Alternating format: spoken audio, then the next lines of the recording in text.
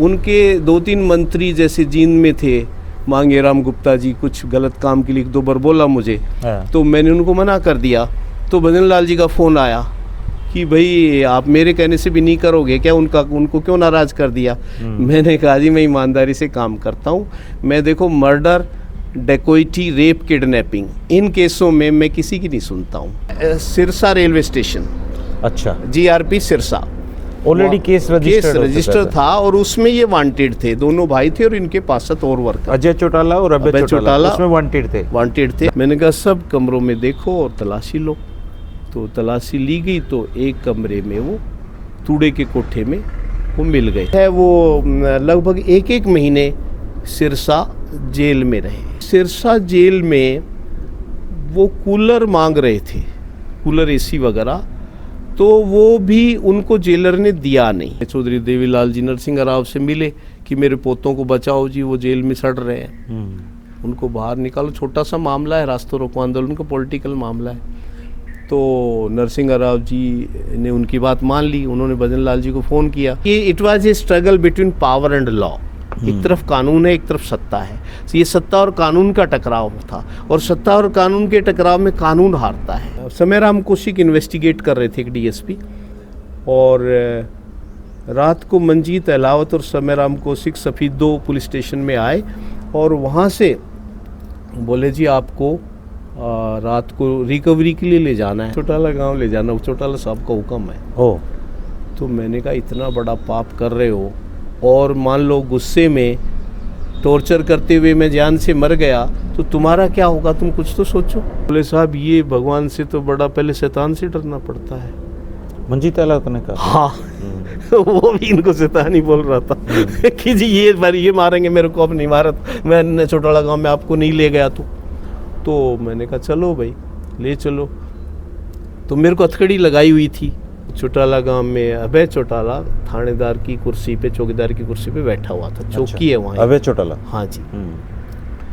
तो उन्होंने खुद फिजिकली जो पुलिस का चित्र होता है वो रबड़ वाला, वो जूता चित्र होता है, वो आन मिलो सजना लिखा, हाँ उससे मुझे काफ़ी टॉर्चर किया। मैं तो आपको वहीं थाने में जी? हाँ थाने में ही। और लिटा के मारे आपके जी? लिटा के जी, बिल्कुल जैसे क्रिमिनल्स को मारते हैं। कपड़े निकलवा के?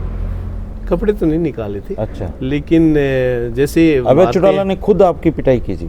चौटाला था, पुलिस मंजीत अहलावत था, समयराम कौशिक था और नीचे छोटे कांस्टेबल वगैरह थे। कितने मारे जी आपको? शायद मैं गिन रहा था वैसे। अच्छा। शायद 39 थे। 39 जूत? हाँ। बहुत पीड़ादायक होते हैं। बहुत पीड़ादायक। सर नमस्कार। नमस्ते जी। सर सबसे पहले तो आपकी इतनी खूबसूरत जगह पे आके ना, खेतों में इतना अच्छा सा लग रहा है, और रोहतक में जो पोल्यूशन है यहाँ लग रहा है कि हवा तो ये है यहाँ पे ताजी, तो आप लोग इसमें हैप्पीनेस अपने आप ही आ जाती है। बिल्कुल बिल्कुल। एक्चुअली ये मेरा पैतृक गांव शोभापुर है। ये ज़मीन भी मेरे हिस्से में, जैसे हमारे दादा किसान थे, पिताजी टीचर थे जी। तो यहाँ पे मेरे हिस्से में 2 एकड़ ज़मीन आई। उसमें से 1 एकड़ मैंने मेरे भाई को ही बेच दी जब मैं सस्पेंड हुआ, डिसमिस हुआ, उस टाइम ये घर बनाया। और उस 1 एकड़ जो ज़मीन बेची मैंने, उससे ये घर बना लिया, क्योंकि मेरे पास शहर में घर बनाने के पैसे भी नहीं थे। अच्छा। उस टाइम तो ये भगवान की दी, इट्स ए गॉड्स गिफ्ट। अच्छा सर, मैं बिल्कुल शुरुआत से शुरू करना चाहूँगा। बिल्कुल। आप अपने बचपन से लेके पढ़ाई लिखाई और इसके बारे में हमारे दर्शकों को एक बार बताइए। बिल्कुल। मेरा जन्म इसी गांव शोभापुर में, जो हरियाणा में नारनौल के पास है, 18 फरवरी 1962 को हुआ। और मैंने गवर्नमेंट स्कूल में, दादा मेरे किसान थे, पिताजी मेरे टीचर थे पड़ोस में राजस्थान में। और मैंने 5वीं क्लास गवर्नमेंट स्कूल शोभापुर से की और 8वीं class government middle school Bhushan Kala से की। 9th and 10th government school higher secondary school Narnaul से किया। और बीकॉम मैंने गवर्नमेंट कॉलेज, यहाँ से 5-7 किलोमीटर ही है, वहाँ नारनौल गवर्नमेंट कॉलेज से मैंने बीकॉम किया। उसके बाद मैंने एमकॉम राजस्थान यूनिवर्सिटी जयपुर से किया और पहले GIC में असिस्टेंट एडमिनिस्ट्रेटिव ऑफिसर लगे और दिल्ली में पोस्टिंग थी, वहाँ तैयारी का मौका मिला। उसके बाद फिर 1988 के बैच में मैंने IPS पास किया और इस आईपीएस पास करने में जो सबसे ज़्यादा योगदान है, सबसे पहले तो मैं अब मेरे भगवान का धन्यवाद करूंगा कि उन्होंने हमें इस मनुष्य जन्म दिया और फिर माता पिता जिन्होंने मुझे पढ़ने का मौका दिया। और हमारे सबसे ज़्यादा योगदान टीचर्स का है। गवर्नमेंट टीचर्स जो कि बताते हैं आजकल गवर्नमेंट स्कूल में इतनी अच्छी पढ़ाई नहीं हो रही, इस बच्चे भी कम हैं, लेकिन उस टाइम गवर्नमेंट स्कूल बहुत अच्छी कंडीशन में थे, प्राइवेट स्कूल डेवलप भी नहीं हुए थे, टीचर बहुत अच्छा पढ़ाते थे और टीचर्स की वजह से, अध्यापकों की अच्छे गुड टीचर्स की वजह से ही मैं आईपीएस बन पाया। सर, आपके परिवार में इससे पहले कोई आईपीएस बनना था या फिर आपके पिताजी क्या काम करते थे? मेरे पिताजी बीएड टीचर थे और बाद में वो हेडमास्टर रिटायर हुए और 2012 में उनकी डेथ हुई। तो वो पड़ोस में राजस्थान में, जैसे अलवर डिस्ट्रिक्ट में बहरोड में, इधर झुंझुनू वगैरह में, इधर राजस्थान में उन्होंने नौकरी करी और यहीं से रिटायर होके गांव में वो रहते थे। और उन्होंने ही हमें बचपन में, जैसे हमारे गांव में आर्य समाज था और अच्छी शिक्षाएं दी, तो हम बचपन से हवन करते थे। आर्य समाज में हमारे गांव के जैसे राजेंद्र आर्य थे और थे, वो भी हमें गाइड करते थे। तो ऐसा अच्छा माहौल मिला, अच्छे संस्कार मिले कि हम बुरी आदतों में नहीं पड़े, जैसे कि आजकल के बच्चे दारू नशा और उसमें। तो उस टाइम इतना दारू नशा वगैरह। पढ़ाई में आप शुरुआत से ही होशियार थे? पढ़ाई में शुरू से ही मैं बहुत होशियार था। फर्स्ट डिवीजन आ जाती थी उस समय? हमेशा ही मैं टॉपर ही रहा। अच्छा। स्कूल में, फिर यूनिवर्सिटी, एमडी यूनिवर्सिटी रोहतक में आती, गवर्नमेंट कॉलेज नारनौल, और वहाँ में ही टॉपर ही रहा। पढ़ाई में भगवान की कृपा रही, मैं हमेशा, मैथ में तो हमेशा ही 100 में 100 नंबर मेरे आ जाते थे। और यहाँ पे जैसे आपको हैरानी होगी, गवर्नमेंट कॉलेज नारनौल में हिंदी मीडियम था बीकॉम में, लेकिन मैं प्रैक्टिस के लिए इंग्लिश में लिखता था। खुद पढ़ के इंग्लिश में कुछ सोचा था कि आगे एग्ज़ाम इंग्लिश में देना है जब आईएएस आईपीएस का, तो इस वजह से पहले से ही इंग्लिश पे भी अच्छा लिखना आ गया। और हमारे गांव में मेरे से पहले एक आईपीएस और बने हैं। अच्छा, कौन जी? रामेश्वर दयाल आईपीएस हैं, हरिजन जाति से हैं, एससी कैटेगरी से, और वो यूपी काडर में अभी रिटायर होके और वहाँ देहरादून वगैरह रहते हैं। अच्छा। और उनसे भी हमें प्रेरणा मिली कि भाई आईपीएस आईएएस भी बन सकते हैं, हम भी बन सकते हैं। तो उस प्रेरणा की वजह से और अच्छे टीचर्स की वजह से हम ये एग्ज़ाम पास कर पाए। अच्छा सर, आपने कितने साल दिमाग में, मतलब यूपीएससी कैसे आया?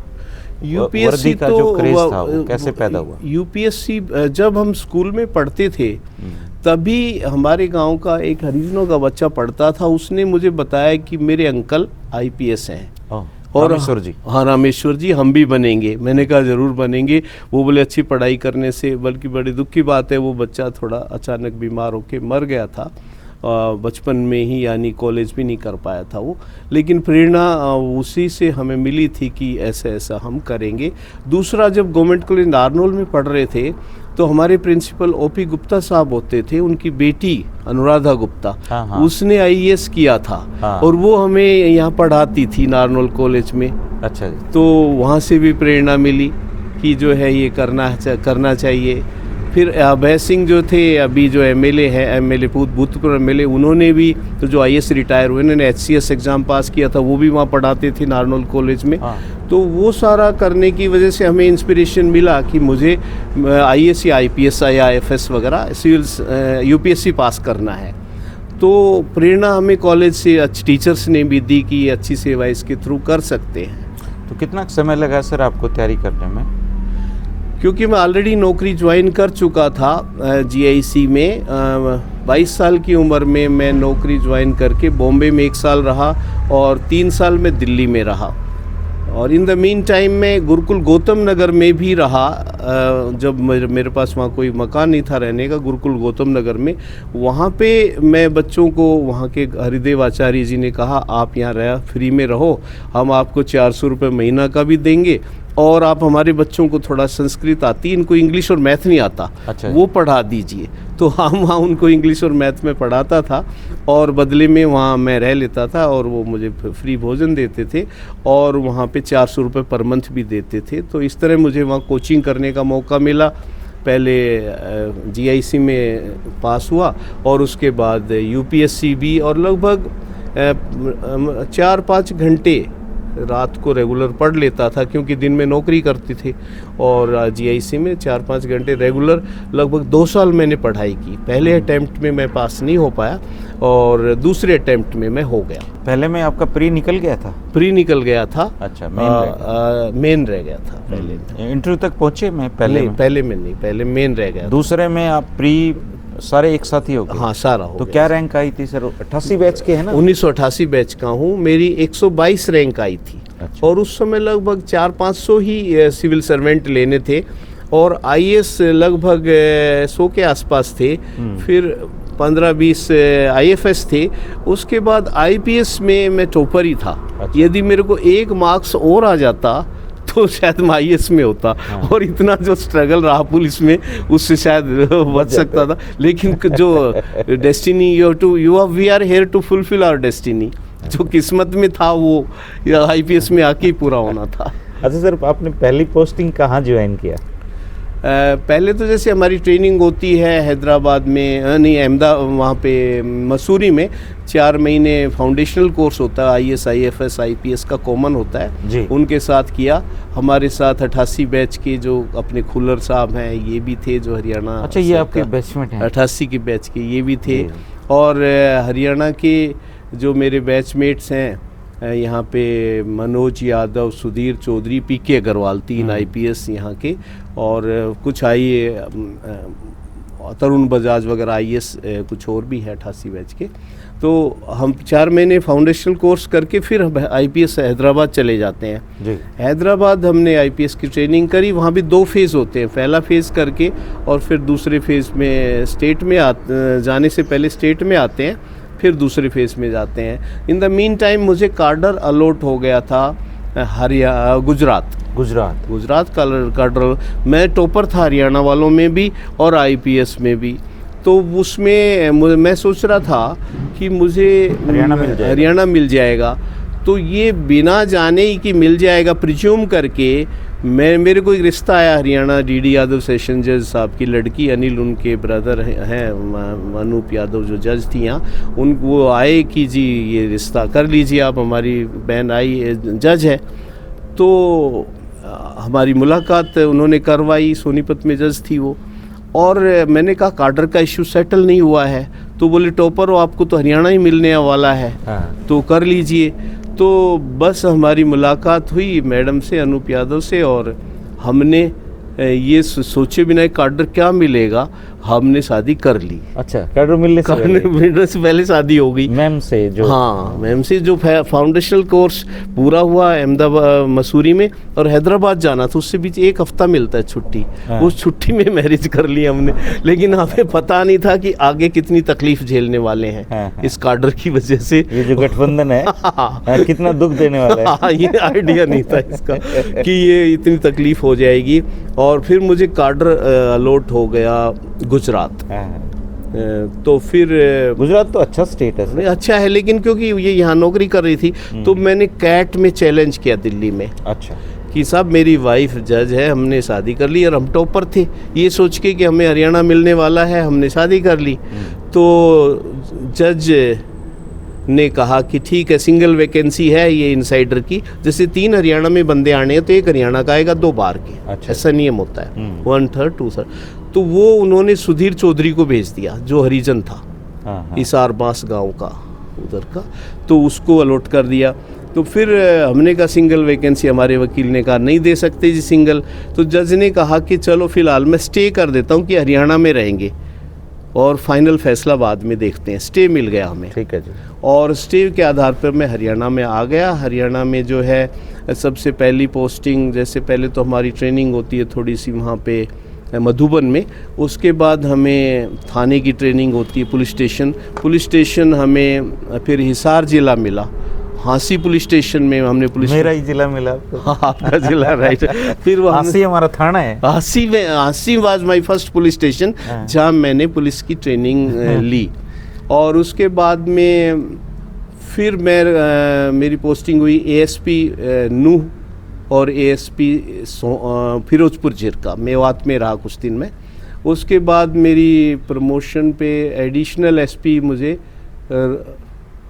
नहीं, उसके बाद क्या हुआ कि गवर्नर साहब आए थे धनीकलाल मंडल सोना घूमने, हाँ। तो वहाँ ड्यूटी पे थे हम, तो उन्होंने मुख्यमंत्री को फ़ोन कर दिया इसको हमारा एडीसी लगा दीजिए। अच्छा, उनको पसंद आ गया? हाँ तो मेरी पोस्टिंग वहाँ पे चंडीगढ़ एडीसी के तौर पे हो गई, और मेरी वाइफ उस टाइम रेवाड़ी में पोस्टेड थी।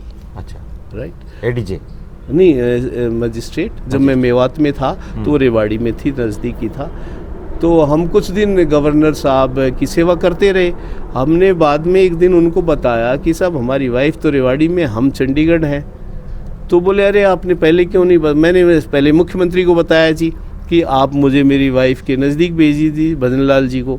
अच्छा। तो उन्होंने कहा भाई ये तो गवर्नर साहब ही आपको बदल सकते हैं, मैं तो बदल नहीं सकता। ये 91 से 95 का वही 91 से 96 का टाइम चल रहा है। तो उस टाइम पे जो है फिर गवर्नर साहब से मैंने रिक्वेस्ट की, तो उन्होंने कहा ठीक है, भजन लाल जी को फ़ोन किया कि इनको मेरे पास से हटा दीजिए, इनकी वाइफ के पास भेज दीजिए।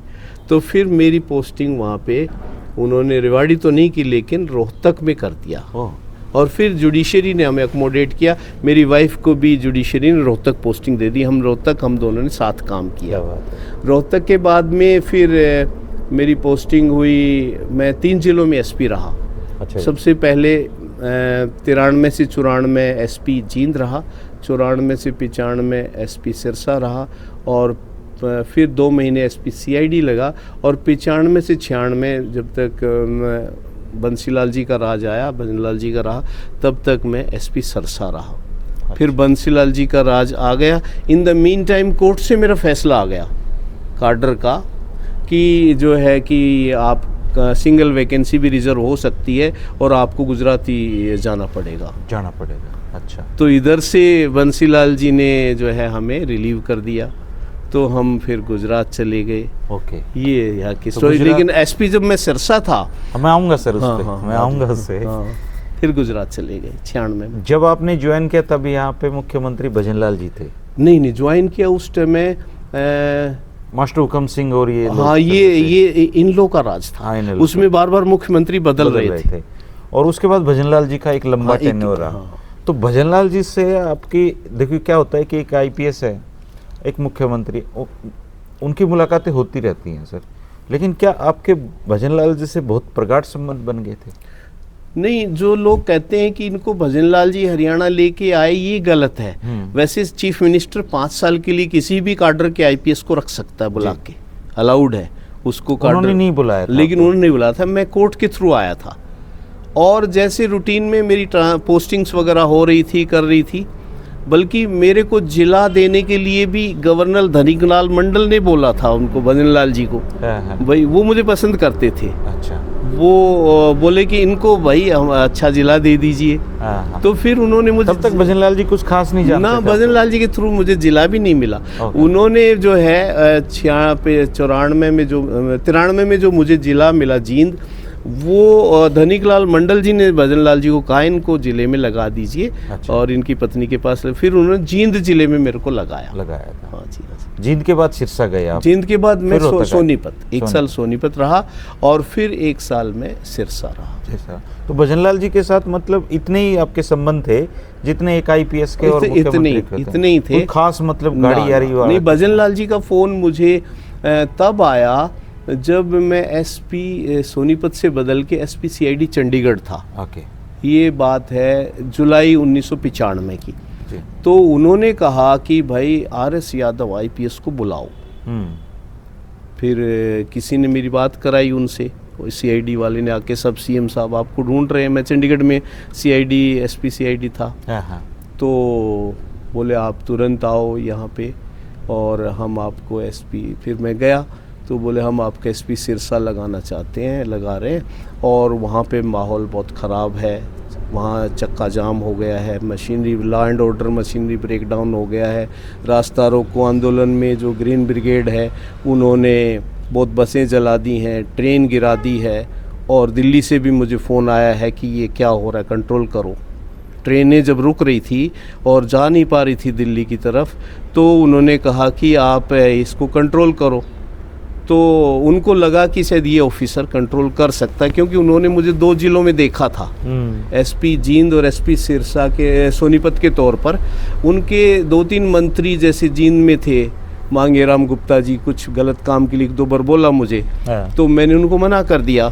तो भजन लाल जी का फ़ोन आया कि भाई आप मेरे कहने से भी नहीं करोगे क्या, उनको क्यों नाराज़ कर दिया। मैंने कहा जी मैं ईमानदारी से काम करता हूँ, मैं देखो मर्डर, डेकोइटी, रेप, किडनैपिंग, इन केसों में मैं किसी की नहीं सुनता हूँ, क्योंकि इसमें इतना बड़ा पाप का भागी होता है इंसान, और पाप खुद को झेलना पड़ता है, जो करता है, करवाता है उसको भी झेलना पड़ता है, करने वाले को ज़्यादा झेलना पड़ता है। तो बोले मेरे कहने से भी एक आदमी नहीं छोड़ोगे, वो मांगेराम जी का आदमी। मैंने कहा जी आपके कहने से। तो बोले मुझे ट्रांसफ़र करना पड़ेगा आपका। मैंने कहा कर दीजिए। तो बोले कि मैं चलो आपको, आप ईमानदार अच्छे अधिकारी हो, मैं आपको सोनीपत भेज रहा हूँ, लेकिन सोनीपत में धर्मपाल मलिक और सुधा मलिक का आप खास ध्यान रखना, हमारे आदमी है, कांग्रेस के अध्यक्ष रहो। मैंने कहा सब मैंने बता दिया, छोटे मोटे मामले होते हैं, ट्रैफिक वायलेशन है और है, झगड़ा टंटा है, छोटा मोटा मारपीट है, उनमें हम कंप्रोमाइज़ करवा देंगे, अंदर नहीं डालेंगे आपके आदमियों को। लेकिन यदि उन्होंने मर्डर किया, रेप किया, डेकोइटी, किडनैपिंग, ये 4 जुर्म किए, उसमें हम नहीं सो धर्मपाल मलिक जी, सुधा मलिक जी की भी नहीं मानेंगे। तो जींद में मुझे 1 साल पूरा नहीं हुआ, 1 साल से पहले ही बदल गया। मैं 3 जिलों में साल पूरा नहीं कर पाया था मैं। तो मांगेराम गुप्ता जी किसी मर्डर के आरोपी को निकलवाना चाह रहे थे? नहीं, वो किसी ऐसा था, कोई एक सीमेंट का मतलब नकली सीमेंट का मामला, आरोपी था वो। हाँ। पर मैंने मना कर दिया था, क्योंकि नकली सीमेंट से कुछ एक मंदिर भी, कुछ घर भी गिर गए थे। अच्छा। उनकी शिकायत थी साहब हमें इसने ये सीमेंट बता के ये बेच दी, और ऐसे हमने फिर उन पे पर्चा दर्ज किया, उनको अंदर किया। उसमें एक उनका बिजनेसमैन था कोई, तो मैंने नहीं मानी थी, तो बदली होगी। सोनीपत में भी फिर जैसे धर्मपाल मलिक जी हैं, सुधा मलिक जी हैं, वो छोटा मोटा हम उनका अकोमोडेट करते रहे, करते ही हैं। लेकिन कुछ ऐसे मामले आए कि जिसमें हम अकोमोडेट नहीं कर पाए। तो उसके बाद उन्होंने फ़ोन कर दिया, सुधा मलिक जी और भजन लाल जी, धर्मपाल मलिक ने, कि साहब ये एसपी तो नहीं चलेगा, यहाँ बदल दो जी, बदल दो। तो मेरे पास फ़ोन आया, मैंने कहा साहब ये जो काम करवाना चाहते हैं वो हम नहीं कर सकते, आप बदल ही दीजिए हमें। बोले नहीं चलो, आपका तालमेल नहीं बैठेगा। मैंने कहा नहीं बैठेगा। तो ऐसे पूछ लेते थे, तालमेल नहीं बन रहा? हाँ पूछा मेरे से, तो दोनों बार बदली से पहले चौधरी भजन लाल ने बात करी, भाई मांगेराम जी को क्यों नाराज कर दिया आपने। मैंने कहा साहब मैं इनको कुछ नहीं कर सकता, आप मुझे बदल दीजिए। तो उसे 1 साल में फिर उन्होंने कहा आपने धर्मपाल मलिक को और सुधा मलिक को भी नाराज कर दिया। मैंने कहा साहब मैं कायदा से चलता हूँ और ये कायदा तोड़ने की बात कर रहे हैं, तो इसमें नहीं चल पाएगा। फिर उन्होंने बोले चलो हम आपको एसपी CID लगा देते हैं। चलो ठीक है, तो वहाँ पे हम लग गए। लेकिन जब सिरसा में मशीनरी का ब्रेकडाउन हो गया, तो फिर उनको हमारी याद आई कि तारीख याद है सिरसा जाने की? सिरसा जाने की तारीख याद है। तो मैं लगभग 7 जुलाई 1995 6 तारीख की रात को उन्होंने मुझे बुलाया, और कि वहाँ पे देखो, वहाँ पे हाँ आप, मैंने कहा साहब आपने 2 जगह से मुझे बदल दिया, आप जींद से बदला, फिर यहाँ से बदला, अब आप खुद बुला रहे हो, लेकिन कभी आपका कोई मिनिस्टर में काम करने नहीं देता, कभी आपका खुद का फ़ोन आ जाता है। तो बोले सिरसा में आप कंट्रोल करके दिखा दो, कोई भी आपका, इवन DIG IG DG भी आपको कुछ नहीं कहेंगे, आपको फ्री हैंड है, आप कंट्रोल करो, रेलें चलवाओ, बसें चलो, रास्ता रोको आंदोलन ग्रीन ब्रिगेड का, उस समय जयप्रकाश जी भी ग्रीन ब्रिगेड में ही थे। तो आप इनको कंट्रोल करो, और बहुत बुरा हाल हो गया है। वो ट्रेन के 8 डब्बे गिर गए हैं, और दिल्ली से मुझे फ़ोन आया है नरसिंह राव जी का कि भजन लाल जी आपसे नहीं चलता सर, स्टेट नहीं संभलता क्या, कि ट्रेन भी आप हमारी रोक रहे लोग, क्योंकि उनको रेल मंत्री ने बताया जी सिरसा में ट्रेन गिर गई है, 8 डब्बे गिर गए हैं, शुक्र है वो मालगाड़ी थी, लोग नहीं मरे थे। अच्छा। हाँ, तो फिर जो है मैंने कहा साहब ठीक है, मैं वो SP रेलवे का फ़ोन आया, DC जोवल साहब थे, RR जोवल, और वो भी बेचारे डरे हुए थे। उससे मेरे से पहले SP सुधीर चौधरी थे, तो वो तो बेचारे काफ़ी डर गए थे। तो वो जो है, फिर मैं गया, जाते ही मैंने सभी थानेदारों की मीटिंग ली, और SP रेलवे ने कहा साहब ये इसमें अजय चौटाला, अभय चौटाला और इनके मेन वर्कर, इन्होंने ये बसें रोकी हैं, गाड़ी रोकी है, ये रोका है, रास्ता रोको आंदोलन में, ये वांटेड है, हमारा केस है, ऑलरेडी केस दर्ज हो चुका था केस दर्ज था आपके जाने से पहले? अच्छा, कहाँ पे दर्ज अनिल था? डावरा सिरसा रेलवे स्टेशन, अच्छा, GRP Sirsa. Already case register था और उसमें ये वांटेड थे, दोनों भाई थे और इनके पास 7 और वर्कर, अजय चौटाला और अभय चौटाला उसमें वांटेड थे। धाराएं याद है ऐसी? अरेस्ट निकली थी, रेलवे का था। हाँ, रेलवे की धाराएं लगी हुई थी, रेलवे प्रॉपर्टी को डैमेज करना, गाड़ी को रोकना वगैरह, वो सारी धाराएं जी। तो फिर जो है अनिल डावरा साहब बोले, साहब मेरे पास इतनी पुलिस है नहीं कि मैं अजय और अभय को गिरफ्तार कर सकूं, ये तो पूरे दलबल के मतलब मसलमैन है, पूरे दलबल के हथियार भी इनके पास होते हैं। अच्छा, तो मैं तो कर नहीं सकता, वारंट। जलवा होगा जी इनका वहाँ पे? पूरा जलवा था जी, पूरा खौफ था। अभी भी इनका तो है, आप जानते ही हैं। तो, लेकिन उसमें कुछ ज्यादा था। हाँ, जवान थे ना ये? हाँ, जवान थे। तो फिर जो है मैंने थानेदारों को बुलाया, थानेदार भेजे मैंने, भाई गिरफ्तार करो। तो बोले साहब घर में तो जान के कुछ कॉन्फ्लिक्ट हो जाएगा, कभी बाहर निकलेंगे तो कर लेंगे, थानेदार बोले। मैंने कहा चलो बाहर कर लो, करो। थानेदार और DSP की ड्यूटी लगाई, उनको मैंने लगभग 4-5 दिन दिए, पर वो सब डरे हुए थे। आप तब तक इन दोनों से मिले नहीं थे? ना, ओम प्रकाश जी से भी नहीं मिले थे आप? किसी से नहीं मिले थे? ओम प्रकाश चौटाला जी से मुलाकात नहीं थी, अजय अभय से मुलाकात नहीं थी। अच्छा, वो 4-5 दिन ट्राई करते रहे पकड़ने की? मेरे थानेदार और DSP ट्राई करते रहे, लेकिन वो क्या कर रहे थे, बच रहे थे कि भाई करेंगे तो ये नाराज होंगी, कभी इनकी सरकार आई तो झेलना पड़ेगा। वो मेरे से ज़्यादा बुद्धिमान थे। उन्होंने लास्ट में हाथ खड़े कर दिए? नहीं, फिर मैंने क्या किया, क्योंकि वो अरेस्ट नहीं करते तो फिर वो कार्रवाई रुकी रहती, लॉ एंड ऑर्डर तो फेल हो गया था। तो फिर मैंने क्या किया कि जो मेरे 7 SHO थे। अच्छा जी। तो उनको, जिनको मैंने ड्यूटी दी थी, और वो बार बार पहले दिन बताऊं, वो बोले साहब फिर खाली हाथ आ गए, दूसरे दिन खाली हाथ। वही बात हो गई ना, कितने आदमी थे। 2 आदमी का पकड़ में नहीं आ रहे, ये 1000 आदमी है पुलिस वाले। तो फिर मैंने 7 थानेदारों को सस्पेंड कर दिया। अच्छा, मैंने कहा उनसे जो तुम्हें डर लगता है उससे ज़्यादा मैं डराऊंगा, पुलिस से काम लेना भी आसान नहीं है। तो फिर जो है वो मेरे पर DIG का फ़ोन आया, नरवाल साहब का। बोले आपने तो सारे ही थानेदार सस्पेंड कर दिए। ट्रिब्यून में वहाँ न्यूज़ चली, SP RS Yadav suspends all SHOs of Sirsa. Fear complex, उनका fear complex counter fear complex से दूर करना था। हाँ। कि नहीं करोगे तो तुम ये तो बाद में मारेंगे, मैं अभी मारूंगा। राइट। तो फिर वो जो है दूसरे थानेदार लगाए। DIG साहब बोले यादव साहब ये क्या कर दिया, क्योंकि वो DIG के भी चहेते थे। तो मैंने कहा साहब आप चौधरी भजन लाल जी से बात कर लीजिए, उन्होंने कहा है कंट्रोल करके दिखाइए, आप मेरे काम में बाधा मत डालिए, और DG साहब भी बाधा नहीं डालेंगे, तभी हम इनको गिरफ्तार कर पाएंगे। तो बोले चलो ठीक है। फिर दूसरे था SHO थोड़े एक्टिव हो गए कि मैंने कहा भाई तुम कर दो, अब दूसरा हफ्ता चालू हो गया है, अभी 1 हफ्ता तुम्हें दे रहा हूँ, 1 हफ्ते में वो तो कर नहीं पाए, सही इस हफ्ते में नहीं किया तो फिर तुम भी सस्पेंड, और तुम्हें सस्पेंड के साथ डिसमिस भी करूँगा। तो फिर वो एक्टिवली वो नज़र रखने लगे, क्या है, कहाँ फंक्शन है, कैसे है, उन पे नज़र रखने लगे।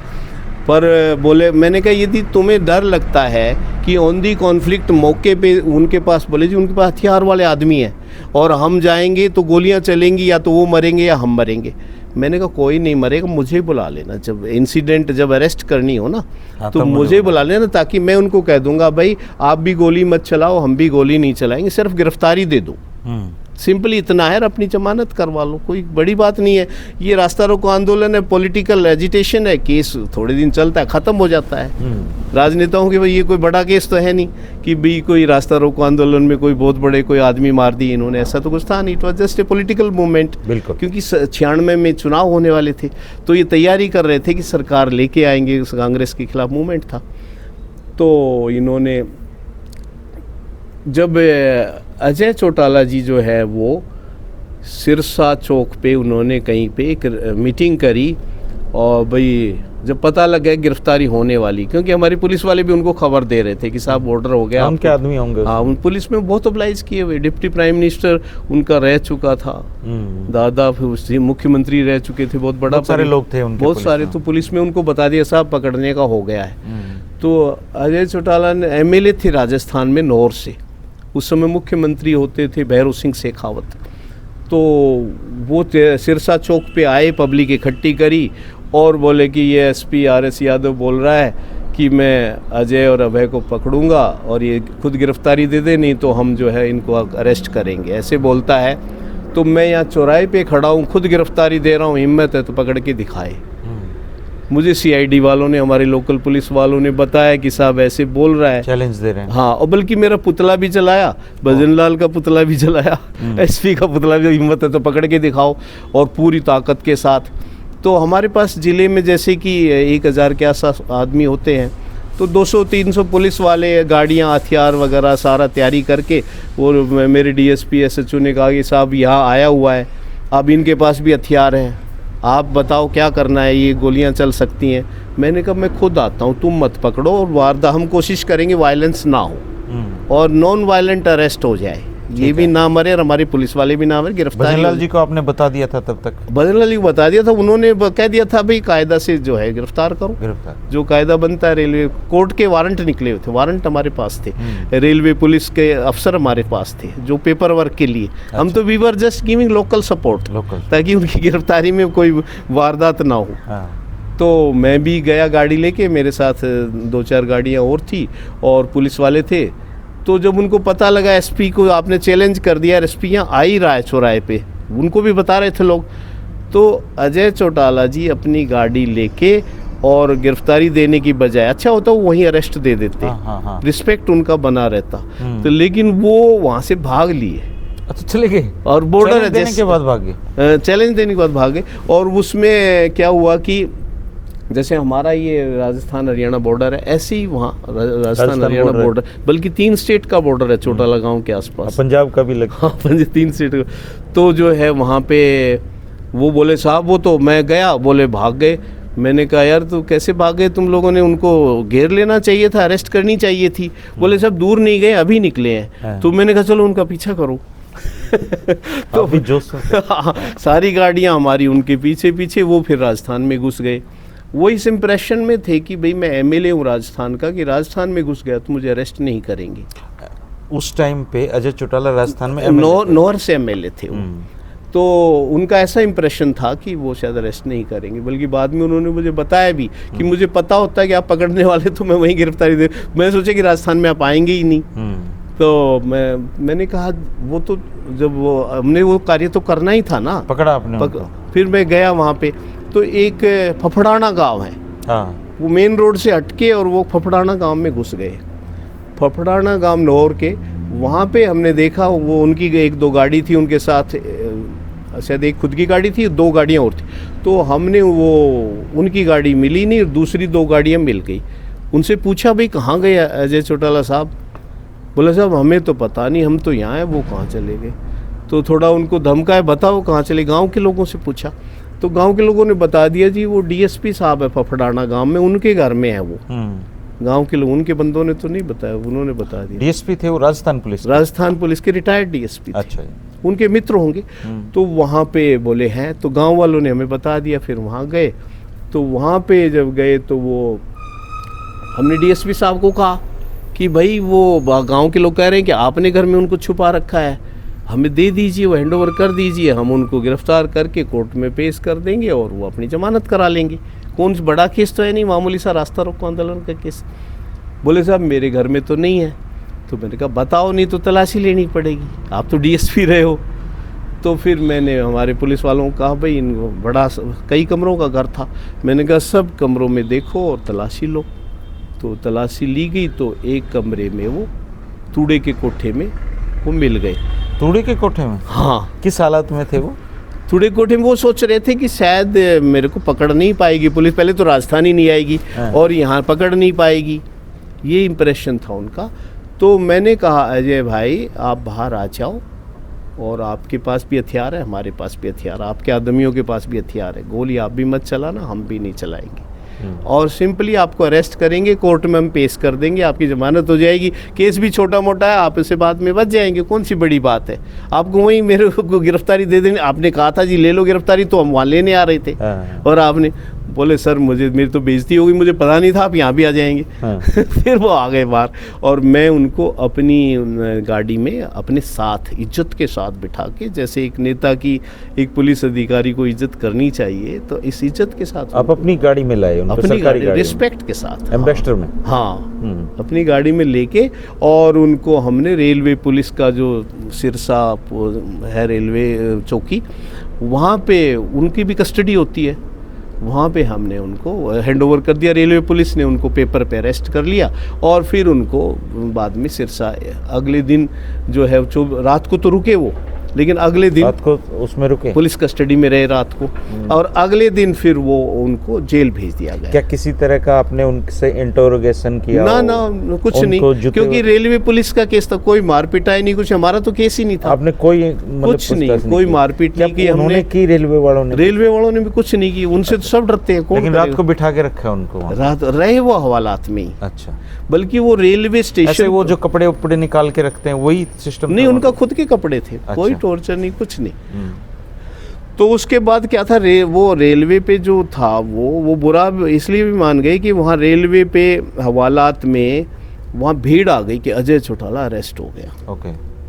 तो भीड़ आ गई, बोले जी भीड़ देखना चाह रही है इनको, एक वहाँ भीड़ भड़का बहुत ज़्यादा हो गया। तो फिर रेलवे पुलिस ने क्या किया कि एक तरफ से लोग घुस रहे थे उनको देखने के लिए, दूसरी तरफ से निकलते जा रहे थे। तो उन्होंने ये सोचा कि हमने उनका ऐसा जुलूस निकाल दिया है कि उनकी बेइज्जती कर रहे हैं। दरबार लग रहा था ऐसे? दरबार लग रहा था, लोग उनका हवालात में बैठा देख रहे थे। ऐसा हजारों लोगों ने किया। अच्छा। जो भी उनके साथ थे, उनके सपोर्टर भी, उनके विरोधी भी थे, और शहर के लोग भी आए बहुत देखने कि भाई ये गिरफ्तार हो गया अजय चौटाला। तो वो उन्होंने देखे किए। तो शायद जो मेरे से बाद में इन्होंने बदला लिया टॉर्चर करके, शायद वो उनके माइंड में था। आऊंगा सर मैं। हाँ, बाद में आते हैं, बाद में। हाँ, तो इसके बाद क्या हुआ, अजय चौटाला की गिरफ्तारी हो गई। उसके बाद अगले दिन अभय चौटाला जी वो जज के पास घर पर, किसी ने बताया जी जज के घर पे छुपा हुआ है वो, किसी सीटिंग जज के घर पे? सीटिंग जज के घर पे छुपा हुआ है। और ऐसे ऐसे तो सीआईडी वालों ने बताया, हमारे लोकल पुलिस वालों ने, थानेदार को, डीएसपी को, सबको लेके मैं गया जज साहब के घर। तो जज साहब बोले जी ये तो एंटिसिपेटरी बेल लेना चाह रहे हैं, सरेंडर करके जमानत लेना चाह रहे हैं। तो मैंने कहा जी हम पहले इनको अरेस्ट तो कर ले, पहले इनको रेलवे पुलिस को दे दो, फिर ये पेश हो जाए और उसके बाद ये हो जाएगा। तो वो जज ने हमारी बात मान ली, उनको एंटिसिपेटरी बेल नहीं दी और वो रेलवे पुलिस को हैंडओवर कर दिया अभय चौटाला को हमने। Same process? हाँ, वो करके, और वो भी अरेस्ट हो गए। और उन दोनों को फिर लगभग सिरसा। वो भी रात को रुके या नहीं रुके? हाँ, रात को रुके। रात को 24 घंटे का नियम है। अभय चौटाला जी भी रात को रुके? रात को रुके। क्या उनके भी ऐसे ही दर्शन किए लोगों ने? ऐसे ही किए दोनों के। अच्छा, ऐसे किए। तो 24 घंटे वो रहे और कोई रिमांड की जरूरत नहीं थी क्योंकि कोई रिकवरी वगैरह कुछ थी नहीं। तो उसके बाद जो है वो लगभग एक महीने सिरसा जेल में रहे। ओ, जमानत नहीं मिली? जमानत उनको नहीं मिली। धाराएं ऐसी लगी हुई थी? हाँ, रेलवे की धाराएं थी, ऐसी लगी हुई थी। और इससे चौटाला साहब भी बुरा मान गए। अजय जेल में रहे जी वो? सिरसा जेल? लोकल जेल है सिरसा की, लोकल डिस्ट्रिक्ट एडमिनिस्ट्रेशन। आप अपना काम कर रहे थे, आपको नहीं पता था नाराज हो गए या? ना, मैं तो अपना काम कर, बस वो बुरा मान गए। बाद में उन्होंने जो किया आप जानते ही। तो उसके बाद में क्या हुआ कि हाँ, एक बात आई थी कि सिरसा जेल में वो कूलर मांग रहे थे, कूलर एसी वगैरह, तो वो भी उनको जेलर ने दिया नहीं। अच्छा।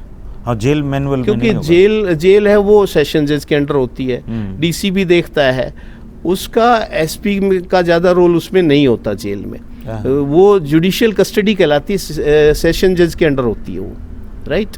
थोड़ा डिस्ट्रिक्ट मजिस्ट्रेट का भी उसमें रोल होता है। जी। तो जोवल साहब ने ये कह दिया कि भाई इनको कूलर भी नहीं दो जेलर को।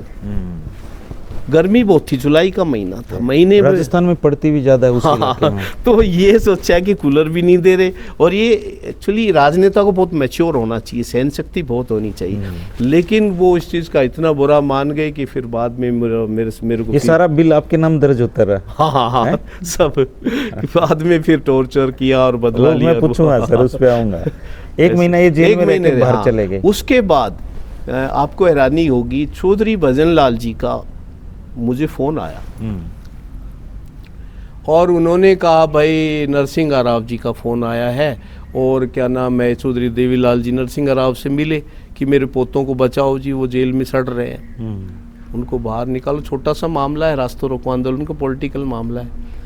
तो नरसिंह राव जी ने उनकी बात मान ली, उन्होंने भजन लाल जी को फ़ोन किया, भजन लाल जी ने मुझे फ़ोन किया, डीसी को फ़ोन किया, फिर हमने सरकारी वकील से हमने ही नो ऑब्जेक्शन दे के उन दोनों को बाहर निकाला। अच्छा, लेकिन बदला फिर भी मेरे से लिया, कीमत सारी मुझे चुकानी पड़ी। अच्छा, आप लोगों ने ही बाहर निकाला? मैंने ही खुद भजन लाल जी ने मुझे फ़ोन किया, डीसी को नहीं। भाई एसपी साहब अब देखो जो हो गया, ऊपर से फ़ोन आ गया है। अब पहले तो उन्होंने अंदर करवाया नरसिंह राव जी ने उनको कि भाई रेल कैसे रुक गई, एक्शन लो। जब वो देवीलाल जी पहुंच गए तो फिर जो है भजन लाल जी बोले कि एसपी साहब अब इनको आप जमानत करवाओ, अब सरकारी वकील को बुला लो, अपनी तरफ से एनओसी दे दो। जब जमानत का केस लगा कि जी हमें सिरसा एसपी आपने एनओसी दी? हाँ, हमें कोई आपत्ति नहीं है।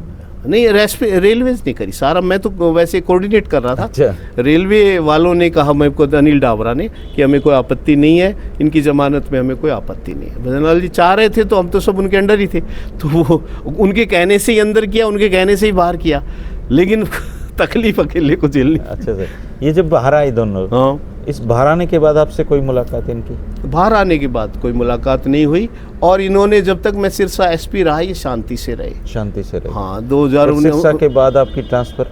सिरसा के बाद 96 में लोकसभा चुनाव, विधानसभा चुनाव हो गए, लोकसभा चुनाव भी हो गए, और यहाँ बंसीलाल जी सीएम बन गए। और बंसीलाल जी जब सीएम बने तो अफसरों ने बताया जी ये अफसर गुजरात का है, हाँ, और इसको कार्डर कैंसर, इसका कैट में केस हार चुका है। उन्होंने ये भी कहा होगा कि ये मतलब भजनलाल जी के नज़दीकी आदमी है, इस तरह की? हाँ, ऐसे भी कहा होगा, और कि जी ये केस हार चुका है, अब इसको रिलीव करना है। और इधर से क्या नाम है, रामविलास शर्मा जी भी, मेरी वाइफ चुनाव लड़ी थी यहाँ से महेंद्रगढ़ से आज़ाद। वो तो जज थी ना? जज थी वो। अच्छा। लेकिन वो क्या था कि जज की नौकरी, इन द मीन टाइम एक बार ये अब चंद्र मोहन जी हमारे घर पे आए। ओके। बोले जी आप तो बहुत अच्छे अधिकारी हैं, ये हैं वो हैं, और आपने यहाँ कंट्रोल करके दिखाया सिरसा एसपी रेजिडेंस पे, और आपने जो है, हम आपके लिए क्या कर सकते हैं, क्या कर सकते हैं, आप हो सके तो आप अपनी वाइफ को या किसी को पॉलिटिक्स में ले आओ और चुनाव लड़ो। हाँ। तो मैंने कहा जी हम तो महेंद्रगढ़ ज़िले के हैं। बोले यहाँ से अटेली से एमएलए होते थे, मंत्री होते थे बंसी सिंह। हाँ। 3 कंस्टिट्यूंसी थी, और नारनौल से थे फुस्साराम एमएलए, और रामविलास शर्मा थे बीजेपी के महेंद्रगढ़ से। अब 4 हल्के, तब 3 ही थे। तो उन्होंने कहा कि महेंद्रगढ़ से आप मैडम को चुनाव लड़वा लो। अच्छा। और मैं पापा से बात करके टिकट आपको दिलवाऊंगा।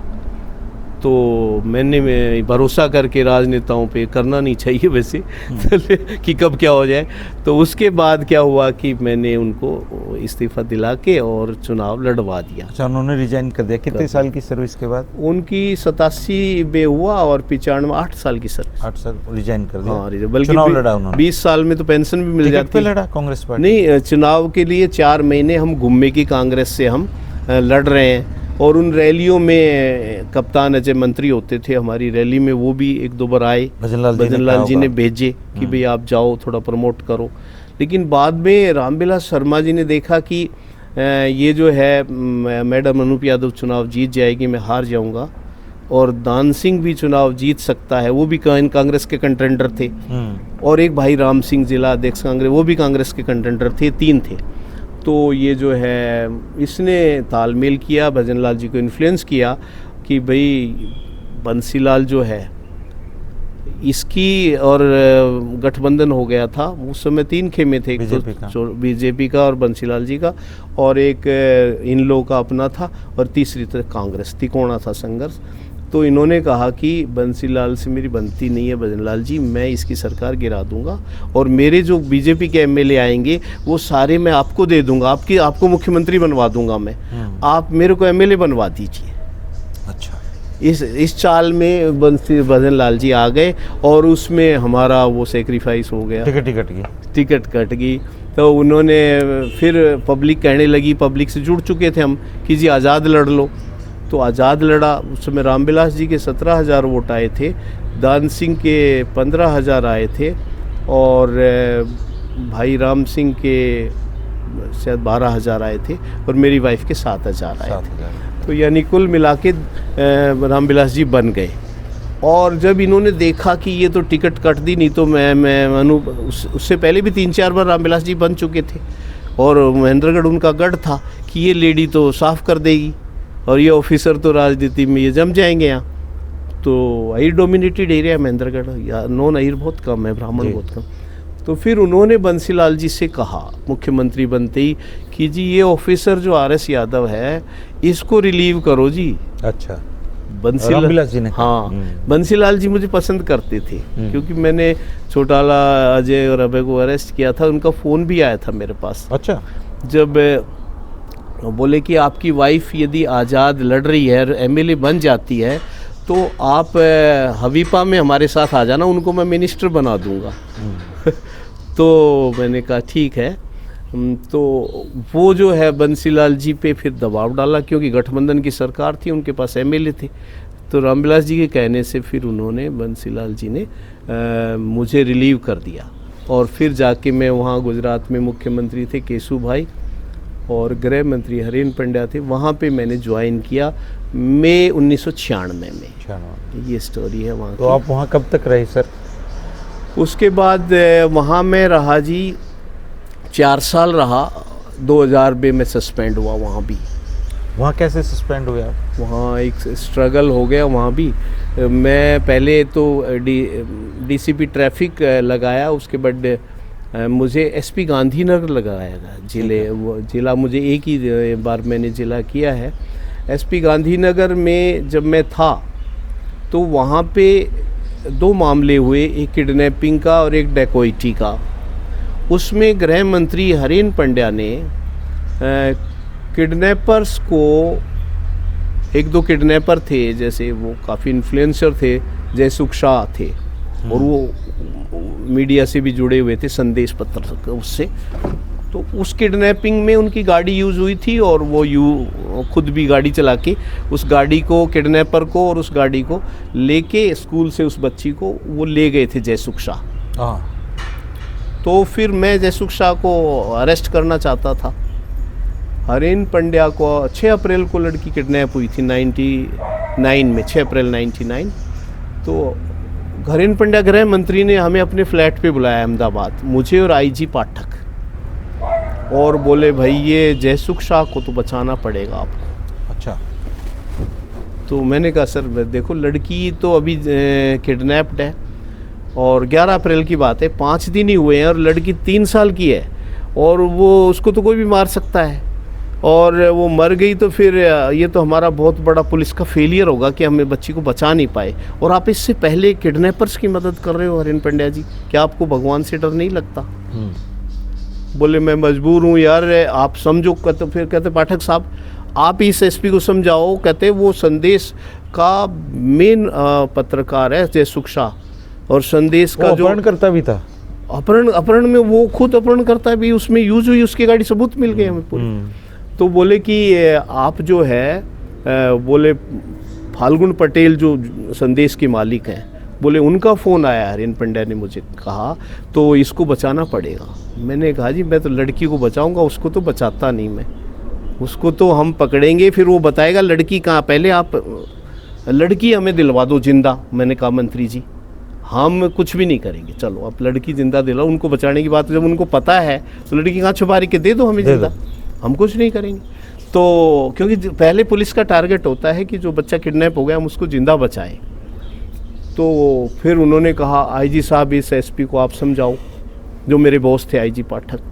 तो मैंने उनको, वो आईजी कहने लगे यार क्यों, आप ये सरकार है, हम लोग कर्मचारी हैं, आप क्यों। मैंने कहा जी कर्मचारी अलग बात है, लेकिन हमारी जो ड्यूटी है, जब डॉक्टर ऑपरेशन कर रहा है उस टाइम उस डॉक्टर को ये बताए कि कैसे ऑपरेशन करना है जो नहीं जानते।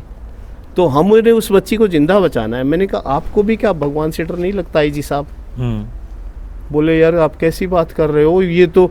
फिर मैंने कहा मुझे जब तक बच्ची नहीं बचेगी, जिंदा मैं बचा नहीं देता, ना तो मैं आपकी सुनता ना इनकी सुनता। मुझे बदलना है तो बदल दो, मैं पाप का भागी क्यों बनूंगा? जो करना है रिकवरी करना, लड़की की रिकवरी करूंगा। मैं गांधीनगर एसपी रहूंगा तब तक पूरी कोशिश करूंगा। मैं किडनैपर का साथ नहीं दे सकता। तो फिर जो है ये नाराज़ हो गए और मैंने ये सारी बात मुख्यमंत्री केशुभाई पटेल को बता दी, लिखित में दे दी। लेकिन उधर से हम दबाव बनाए हुए थे और लड़की को हम जिंदा बचा लिया हमने। मिल गई कितने दिन बाद सर? लड़की हमें मिली 16 अप्रैल को और 6 अप्रैल को गई थी। 10 दिन के अंदर हमने लड़की जिंदा बचा। वो प्रेशर पॉलिटिक्स में ही उन लोगों ने जिंदा हमें दे दी। अचानक पुलिस स्टेशन के पास ही छोड़ गए कि क्या मकसद था उसको किडनैप करने का? कि बाद में वो लड़की जो है वो केस सीबीआई को चला गया और जैसे ही लड़की हमने रिकवर करी और हम, क्योंकि उस कॉन्स्पिरेसी थी वो एक कोई, उस तक पहुंचते हम तो वो केस मेरे से लेके सीबीआई को दे दिया गया। और सिर्फ एक किडनैपर जो था नीलेश जाडेजा, जो उस बच्ची को ले गया था और वो उसको चार्जशीट किया। बाकी उसमें जयसुख शाह, दक्षा शुक्ला वगैरह जो और थे स्कूल से, जो बच्ची को लेके आई थी जयसुख शाह, वो वहाँ से स्कूल से, उसको सबको सीबीआई ने बचा दिया। और बचाने के पीछे संदेश का मालिक फाल्गुन पटेल था, उसने सारे किडनैपर्स को इसमें बचाया। लेकिन ईश्वरीय न्याय हुआ कि हरेन पंड्या को जब मैंने कहा था कि साहब वो कि आप को भगवान से डर नहीं लगता क्या उस बच्ची को, हरेन पंड्या 46 साल की उम्र में 8-10 गोलियां उसको लगी और मर गया। और ये जो पाठक साहब थे, ये भी जो बच्ची को बचाने में योगदान नहीं दे रहे थे, ये भी जो स्विमिंग पूल में डूब के ये दोनों मर गए। और इस केस में सीबीआई ने जो किया कि हमारे खिलाफ ही सीबीआई ने लिख दिया कि ये लोगों को नाजायज़ तंग कर रहे थे। राइट। और उसमें आईजी साहब ने रिपोर्ट दे दी मेरे खिलाफ और मुझे सस्पेंड कर दिया गया। और उसमें जिसमें मुझे मेडल मिलना चाहिए था लड़की जिंदा बचाने का, उसमें मुझे दुख झेलना पड़ा। कई बार कोई वो दुखों की शुरुआत थी, मेरा कोई कर्मा सेटल हो रहा था। इस तरह ये हुआ है। केशु भाई ने भी, मैंने जब बताया कि आपके मंत्री ऐसे कर रहे हैं, तो एक पीछे एक डकैती केस में किया, आप किडनैपिंग में कर रहे हैं ऐसे, तो क्रिमिनल बचाने के बाद तो वो बोले कि मैं मजबूर हूँ 20-21 MLA लेके आ गया और मुझे आप पे ही कार्रवाई करनी पड़ेगी। उन्होंने मुझे सस्पेंड कर दिया, उन्होंने मेरा साथ नहीं दिया। उसके बाद मैं हरियाणा आ गया और फिर ये घर बनाया और ये सारा। वहाँ से सस्पेंड होने के बाद यहाँ आ गए? हाँ, फिर यहाँ आने के बाद ये घर बनाया? हाँ जी। तब तक आपके बुरे दिन एक्चुअली में आए नहीं थे, है ना? यस। बुरे दिन कब आए सर और उसकी शुरुआत कैसे हुई? ये जो था 21 फरवरी 2000 को इन्होंने मुझे सस्पेंड किया और सस्पेंड इसमें केस में किया मिस हैंडलिंग ऑफ रुचि, जिसमें मैंने सबसे अच्छा काम किया था। ठीक है। तो रुचि किडनैपिंग केस। और उसके बाद यहाँ जब आ गया तो यहाँ आने के बाद में, क्योंकि वहाँ हरेन पंड्या ने मेरे को कहा था कि मैंने हरेन पंड्या के खिलाफ गवर्नर को चिट्ठी लिखी कि इन पे कार्रवाई की इजाज़त दी जाए। लिखित में? हाँ, लिखित में। एक किडनैपिंग केस में किडनैपर को बचा रहे थे और एक डकैती केस में डकैत को बचा रहे थे, तो इस पे कार्रवाई करने की मुझे इजाज़त दी जाए। तो इजाज़त देने की बजाय वो मेरे से नाराज़ हो गई कि इस एसपी की, क्योंकि ये it was a struggle between power and law. एक तरफ कानून है, एक तरफ सत्ता है। तो ये सत्ता और कानून का टकराव था और सत्ता और कानून के टकराव में कानून हारता है। तो उसमें मैं हार गया रहे और झेलता भी काफ़ी है। तो मुझे पता नहीं था कि इससे पावर स्ट्रगल या जो चीज़ें हैं, ज्ञान नहीं था, इसलिए सफ़र किया। May be my Karma was being settled. तो उसके बाद जब मैं यहाँ आ गया, जब हरेन पंड्या ने मुझे कहा आपने मेरे खिलाफ चिट्ठी लिखी है गवर्नर को कि आप मुझे अरेस्ट करना चाहते हो, ये करना चाहते हो, मैंने कहा हाँ। बोले आपने अपनी कब्र खोद ली है, आप हरियाणा के हो और मैं गुजरात का गृह मंत्री हूँ और आप हरियाणा के एसपी हो, मेरे रहते हुए आप कैसे नौकरी कर लोगे? अच्छा। तो मैंने 2 बात उन्होंने बोली थी। मैंने कहा कि जो आपने कब्र की बात करी है, ये तो ऊपर वाला डिसाइड करेगी कब्र में आप जाएंगे या मैं जाएंगे। ये बात है 99 की। 4 साल बाद कब्र में वो चले गए, राइट। अच्छा, दूसरी बात कही कि मेरे रहते कैसे आप नौकरी करोगे, तो मैंने कहा जब आप नहीं रहेंगे तब कर लेंगे। तो जब वो मर गए थे उसके बाद मैं 12 साल करके आया। भगवान ने, it was a prophecy from my mouth, I was being prophetic कि जब नहीं रहेंगे तब कर लेंगे। तो वो मेरे से डर रहे थे, मैं उनसे डर रहा था कि भी ये एसपी कहीं मेरे को उलझा नहीं दे, और मैं सोच रहा था ये हरेन भाई कहीं हमें मरवा नहीं दे। जब 2 बड़े ट्रक टकराते हैं दोनों का नुकसान होता है। वो बेचारे मर गए और हम भी मरे बराबर ही हैं। इतना दुख झेला हमने। जब यहाँ पे अच्छा होता है यदि पॉलिटिशियन और ब्यूरोक्रेट का टकराव नहीं हो। जैसे हरियाणा में ओम प्रकाश चौटाला जी का और एक IAS ऑफिसर थे, संजय प्रसाद या क्या नाम था, उनका हुआ। वो दोनों ही जेल में चले गए, दुख झेला दोनों ने काफ़ी, 10 साल की जेल काटी। वो टीचर भर्ती घोटाला में उन्होंने, संजीव कुमार ने उन्होंने केस डाला कि साहब इन्होंने करप्शन किया, वो भी जेल चले गए, वो भी चले। तो ब्यूरोक्रेट और पॉलिटिशियन का जो टकराव है वो दोनों के लिए हानिकारक होता है। जैसे अरविंद पंड्या जी के लिए तो हुआ, और इधर से मेरे खिलाफ काफ़ी, मैंने 10 साल सस्पेंड, डिसमिस, और 3 साल इन द मीन टाइम मैंने, जब मेरे पास सारा पैसा ख़त्म हो गया, बचत सब ख़त्म हो गई, 2 एकड़ ज़मीन थी मेरी, तो 1 एकड़ बेच के मैंने भाई को ये घर बनाया। मैंने 3 एकड़ मेरी वाइफ की ज़मीन बिकवा दी इस सारे स्ट्रगल में, सर्वाइवल के लिए। 2 बच्चे थे, वो पालना था, पढ़ा रहे थे। तो उस एंगल से मैं एक फेल आदमी हूँ, परिवार के एंगल से, कि जितनी संपत्ति हमें मिली पूर्वजों से, उससे 4 किला हम घटा के अगली पीढ़ी को दे के जा रहे हैं, 4 एकड़ कम करके। क्यों, ये स्ट्रगल हो गया। जब टकराव होता है तो ऐसा होता है। उसके बाद क्या हुआ कि यहाँ पे जब मैं आ गया तो मेरे खिलाफ 16 सितंबर 2000 को चौटाला साहब ने पर्चा दर्ज करवाया। वो बदला स्टार्ट होता है, 95 वाला रिवेंज स्टार्ट होता है, पुराना वाला कर्मा, वो रेलवे के मुकदमा 95 वाला। और अब चौटाला साहब का शासन आ गया। हाँ, चौटाला इधर CM बन चुके थे, बंसीलाल की सरकार गिर चुकी थी, और यहाँ मैं आ गया। तो इनको कोई बता दिया होगा जी वो जो आपका दुश्मन है वो तो शोभापुर में रह रहा है, हाँ। और सस्पेंड है, अब आप भी ले लो उसको। तो फिर उसने कहा हाँ यार करो उसका तो कुछ है। तो इन्होंने कहा, पुलिस को बोला होगा, मंजीत सिंह अलावत को बोला कि भाई एसपी जींद रहे थे, कुछ ढूंढो, 3 जिले में एसपी रहे, वहाँ कुछ कमी ढूंढो। तो उनके वैसे क्योंकि हम ईमानदारी से नौकरी करते थे, तो उनके रिश्तेदार हैं तो उनकी ड्यूटी लगाई। तो उन्होंने केस ढूंढा कि भाई जब ये एसपी थे तो इन्होंने सरकारी गाड़ी का मिसयूज किया। अच्छा, आपने सिरसा एसपी रहते हुए, नहीं जींद एसपी रहते हुए सरकारी गाड़ी का दुरुपयोग। उसमें चौटाला साहब का तो ये हुक्म था ना, भाई इसको कुछ भी अरेस्ट करके चौटाला में गांव में लाओ। अच्छा, मेरे क्या पास मिसयूज किया आपने सरकारी गाड़ी का? सरकारी गाड़ी का जैसे 2 तरह से मिसयूज हो सकता है, या तो उसकी रिपेयर में या तेल में। ओके, तेल पर्सनल यूज कर ली, मान लो आपने सरकारी गाड़ी, कितने रुपए का पर्सनल तेल यूज करने का आरोप? ये सारा सब मिला के गाड़ी का रिपेयर भी और वो भी सारा मिला के सरकार को 1 लाख का नुकसान पहुंचा दिया। आपने पहुंचा दिया? हाँ, तो मैंने कहा भाई 1 लाख का फोन या गाड़ी में यूज हो जाती है तो उसका तो रिकवरी हो जाती है, मेरे से 1 लाख रुपए ले लो, मेरे को जेल में डाल के ठोक क्यों रहे हो? मान लो सरकार तो यहीं से पुलिस अरेस्ट करके ले गई आपको? नहीं, सुनो आप, उसके बाद 16 सितंबर, ये जब हम घर बना रहे थे, 16 सितंबर 2000 को पर्चा दर्ज कर दिया। पहले तो मेरे को डरा रहे थे क्योंकि उधर हरेन पंड्या साहब कह रहे थे कि इसको भाई गुजरात भेज दो, हम देख लेंगे। वो इधर से बात कर रहे थे, आपस में टच में थे। अच्छा, आपस में टच में हो गए, शत्रु इकट्ठे हो गए मेरे। हाँ। तो वो कह रहे थे कि यहाँ आ जाए तो इसका गुजरात में अच्छा इलाज कर देंगे, या फिर आप करो इलाज इसका। हाँ। राइट, मेरा कोई कर्मा सेटल हो रहा था। तो उसने जो है, तो इन्होंने मुझे पर्चा दर्ज करके मुझे DSP यहाँ आते कि साहब आपके खिलाफ FIR है, आप गुजरात वापिस ही चले जाओ, वहाँ पे ये चौटाला तो यहाँ छोड़ेगा नहीं आपको। मैंने कहा वहाँ हरेन पंड्या नहीं छोड़ेगा भाई, पता नहीं मारेंगे बचेंगे, बीच में फंस रहा हूँ मैं तो। तो मैंने कहा वहाँ भी सरकार ही नहीं की, यहाँ भी नहीं।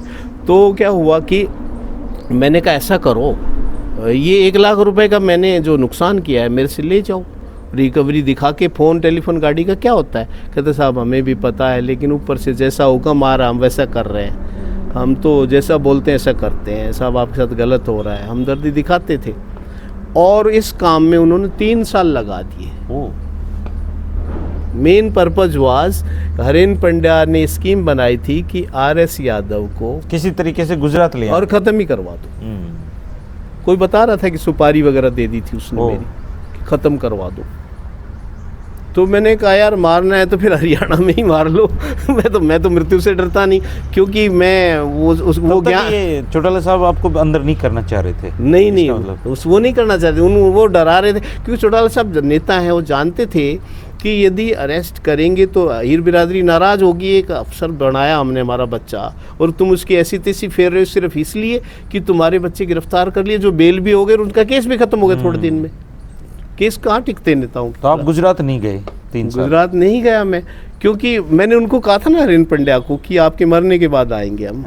तो मैं तो ईश्वर का भक्त हूँ, ईश्वर जैसे प्रहलाद भगत की रक्षा करता है ऐसे मेरी करता है। तो वो जो है हमें ईश्वर आइडिया भी देता, भगवान बुद्ध के उपासक है, वो आइडिया भी अंदर से देते, अब ये करो, अब ऐसा करो, अच्छा ऐसे चलो, जैसे अर्जुन को कृष्ण आइडिया देते थे। तो फिर जो है मैंने जब भी पुलिस आए यहाँ पे, मैंने कहा यार मैं तो बैठा हूँ, ले जाओ, चलो मेरे को अंदर करो। बोले आप जमानत ही करा लो। मैंने कहा जमानत तो नहीं कराऊंगा भाई, मैं तो मुझे जेल में डालूंगा, कैदियों को मैं ज्ञान सिखाता हूँ, मैं भगवान बुद्ध का उपासक बना हुआ हूँ और मैं ध्यान सिखाता हूँ। अच्छा। तो मैंने कहा अंदर डालोगे तो वहाँ पे जनता को पता भी लगेगा झूठे केस में अंदर कर रहे हैं और एक IPS पे जुल्म कर रहे हैं। और ये इस समय what is the state of affairs in India? नेता क्रिमिनल को टॉर्चर करने की बजाय एक पुलिस वाले को कर रहे हैं सिर्फ इसलिए कि उसने किसी को गिरफ्तार किया था। जी। तो फिर मेरे को इन द मीन टाइम हम पंचकुला गए हुए थे अचानक बेल कराने के लिए। मेरी वाइफ ने कहा आप अंदर जाके क्यों टॉर्चर होना चाहते हो, जेल में काफ़ी परेशानी होती है, आप जो है जमानत करा लो। तो हम वहाँ चंडीगढ़ जमानत कराने गए हुए थे और एक जज है अचिंत, वो जज था, वो छोड़ के नौकरी और वो कर रहा है वकालत। अच्छा। वो उसको हमने कहा जमानत करा दीजिए साहब, हमारी एंटिसिपेटरी रोज़ पुलिस आती है।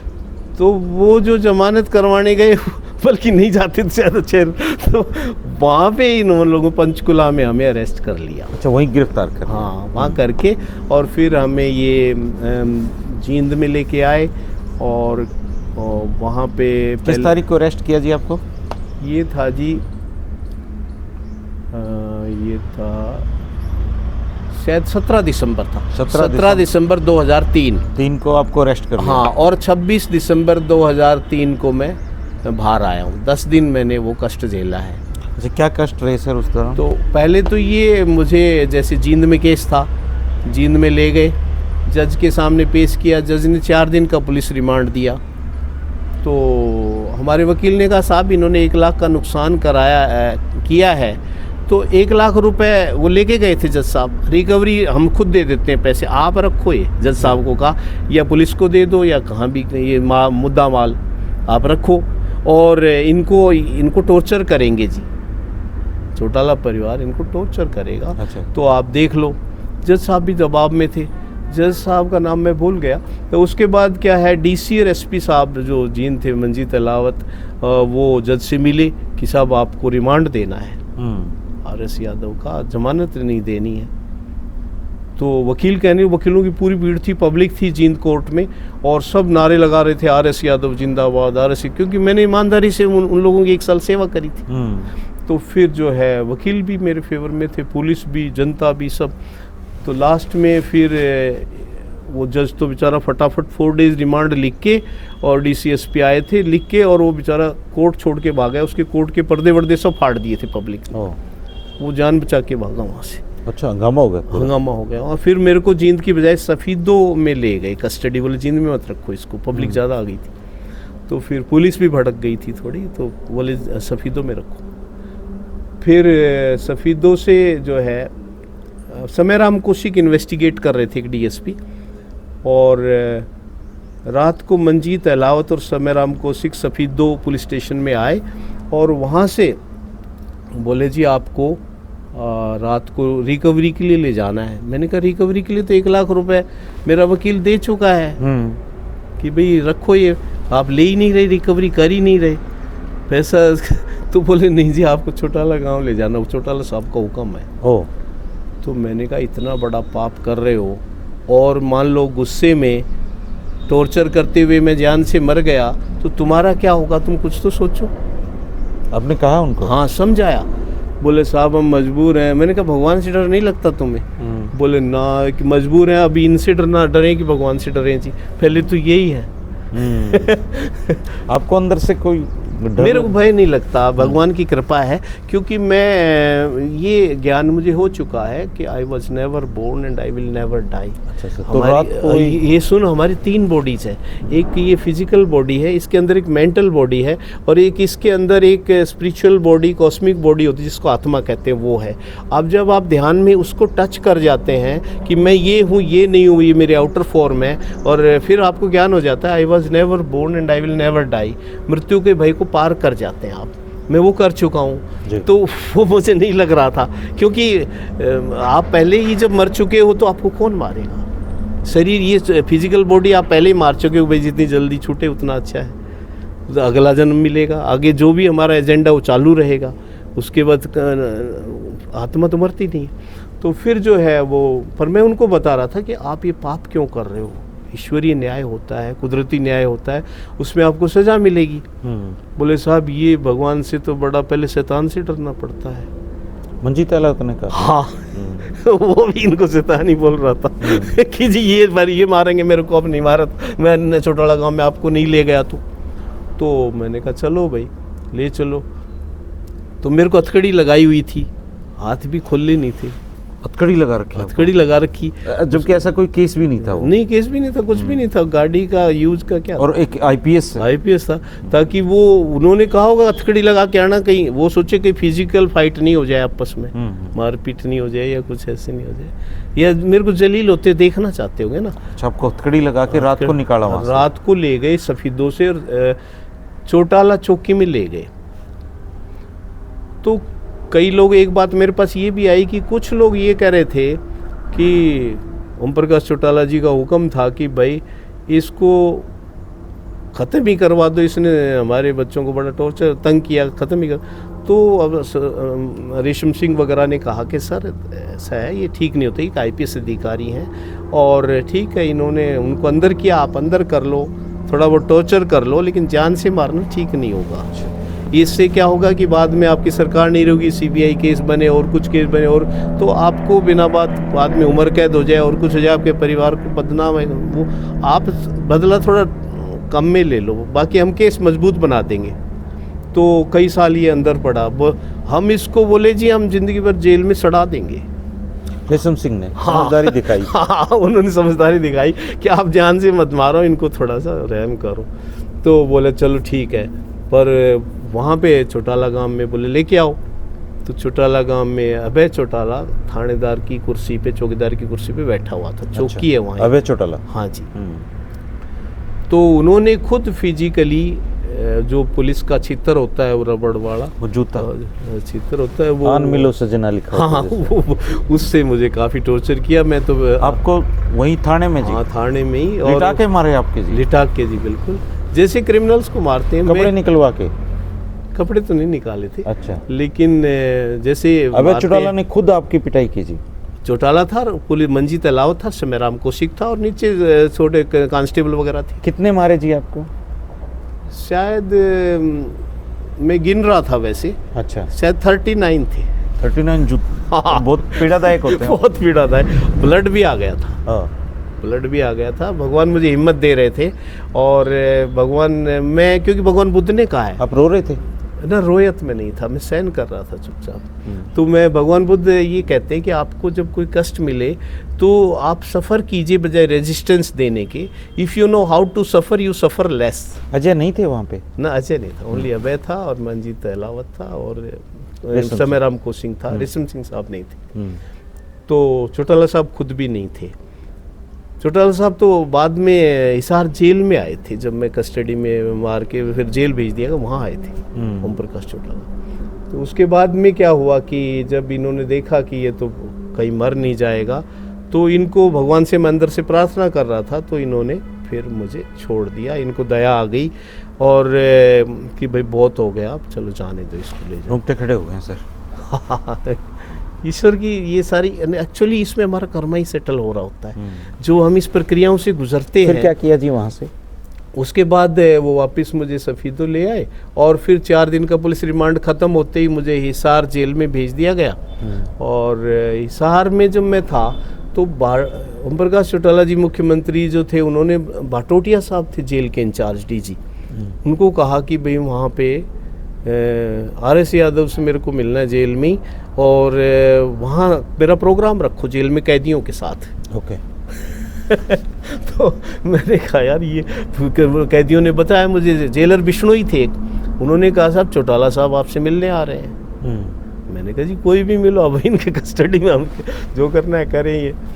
तो फिर जो है वो कार्यक्रम रखा, चौटाला साहब कैदियों को जो भाषण वाषण दिए और किए।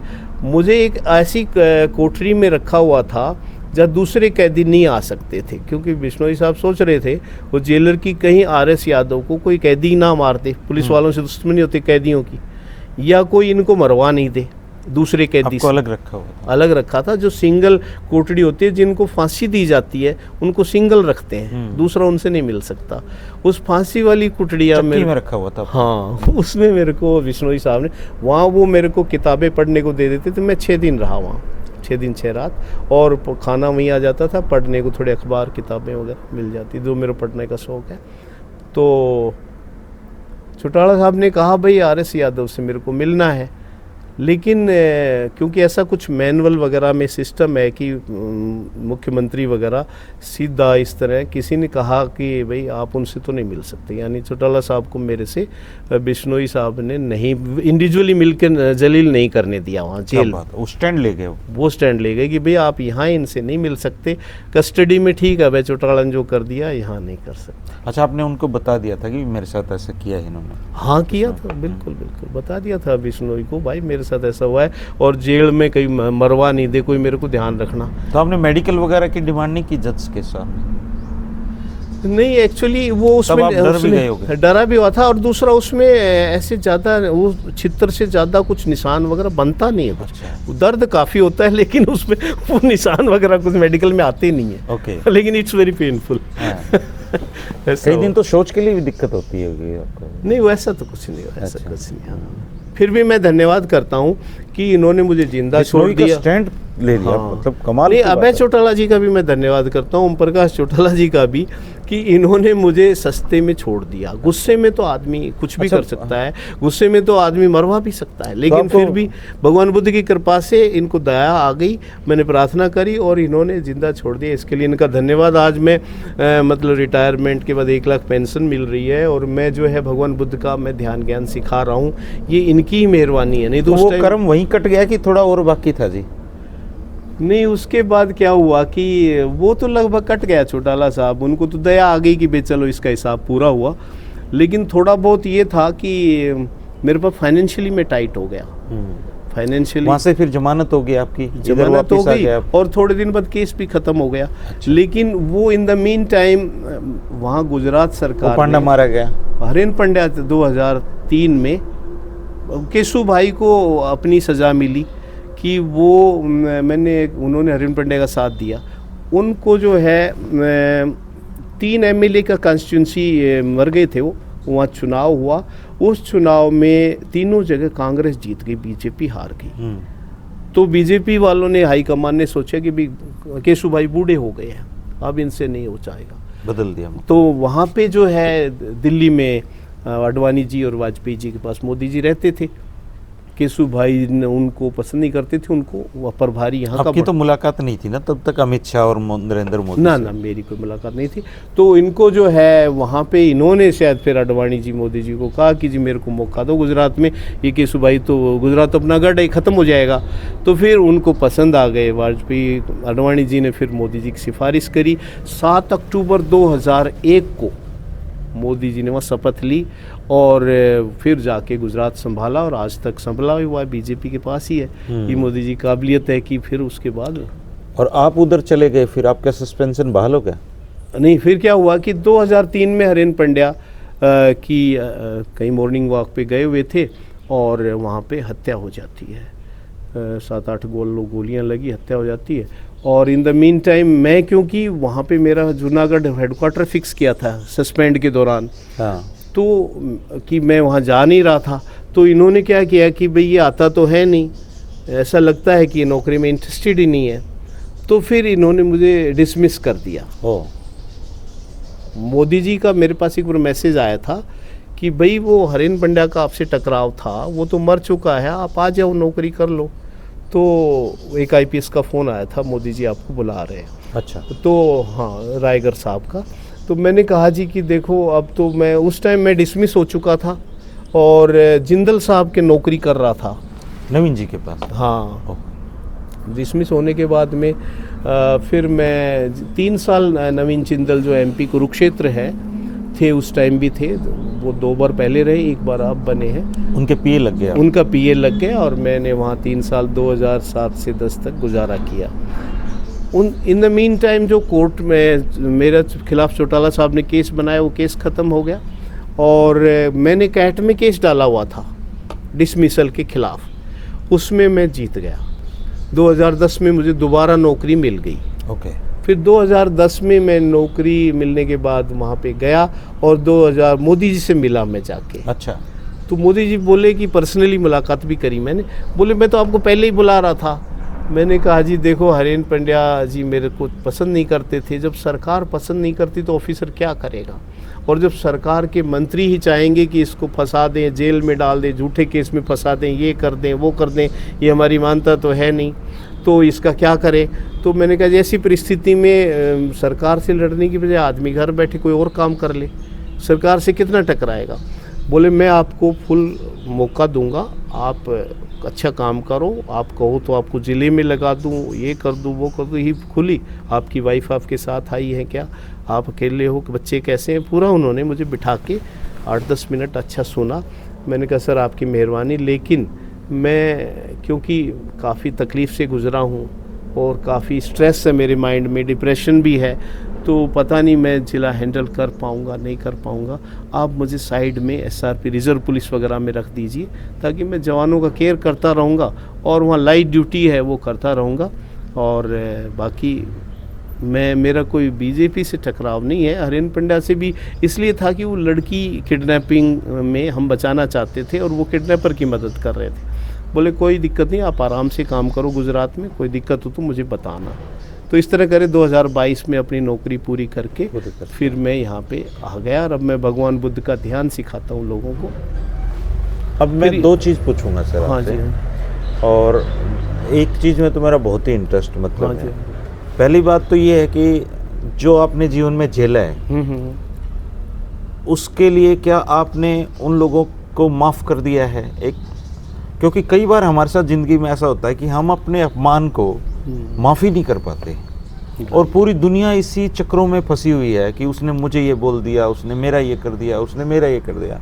तो आपकी तो बिल्कुल एक किस्म से आपके जो पूरा मान मर्दन है वो किया गया, आपके सम्मान को रोन दिया गया। इसके बाद उन लोगों के प्रति करुणा के भाव रखना कि उनको माफ़ कर देना, ये एक बहुत बड़ा त्याग है सर। तो क्या सच में आपने उनको, आपके मन में उनके प्रति करुणा है, क्या है? ऐसा है जी, इस सारी प्रक्रिया में जब मैं सस्पेंड हो गया था 2000 में और 2010 तक मैं दोबारा नौकरी में, इन द मीन टाइम मैं काफ़ी लगभग सभी धर्म ग्रंथ मैंने पढ़े हैं। अच्छा जी।